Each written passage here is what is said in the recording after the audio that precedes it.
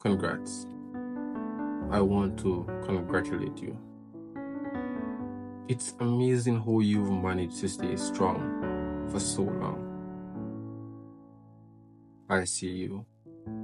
I see right through that mural of a smile you have on display. You are exhausted. I mean, how could you not be? Only God knows what's going on in that maze of a mind. You fight every waking hour, trying so hard to suppress it. But the truth is, you can only fight for so long. When you lay your head at night, eyes wide open, and everything starts rushing back. All that trauma, all that sadness, and you feel as if you are a disappointment. And even when persons around you who loves you tells you otherwise, you can't help but feel ashamed of yourself. The only time you feel peace is when you're sleeping. And even then you're not conscious, so you really don't know what peace actually feels like.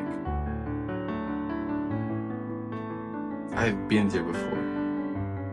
I've stayed up nights after nights, sometimes having to take sleeping pills just to pause the sadness, even if it's for a few hours.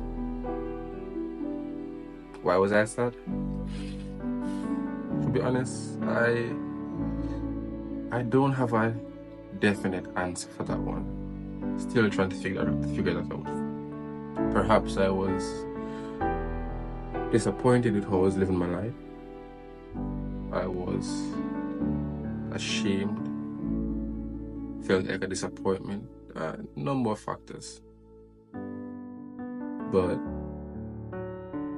I wouldn't admit this, but there were some nights where I wanted to cry, but the tears just refused to fall. And I know I speak for a lot of persons when I say that the tears just wouldn't come. But then I found hope, or hope found me, whichever way you want to say it. Everything changed when I gave it all to Jesus. Of our own strength, we are weak, feeble. Jesus is the strength we need. And to some it might sound cringe or cliche, but so be it. I know for a fact that living a life controlled by Jesus is the only way one can experience true peace.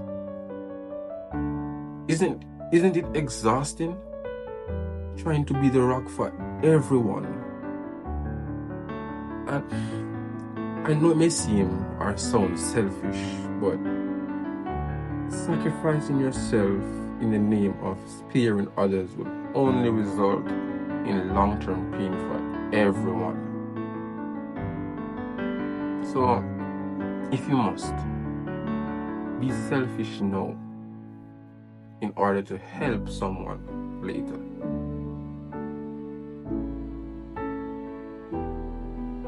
They don't know that you are hurting. They don't know that you are suffering. So if you say you are sparing them, then take it to someone who does. Take it to someone who understands your tears. And that's Jesus, the only one, the way, the truth, and the life. I want to leave you with this scripture from Isaiah 41, verse 10. And you can look it up just to make sure what I'm saying is actually true.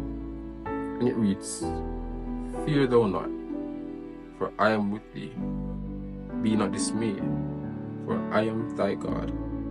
I will help thee, yea, I will uphold thee with the hands of my righteousness.